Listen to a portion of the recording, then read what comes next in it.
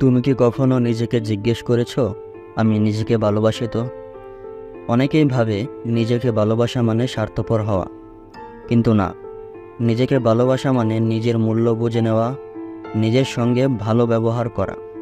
যখন তুমি নিজের ভুলকে ক্ষমা করো, নিজের জন্য সময় রাখো, নিজের স্বপ্নকে গুরুত্ব দাও, তখনই তুমি নিজেকে ভালোবাসো।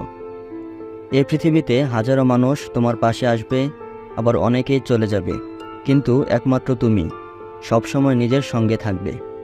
তাই নিজেকে ভালোবাসা, নিজের প্রতি যত্ন নেওয়া, এটা কোনো বিলাসিতা নয়, এটা একান্ত প্রয়োজন।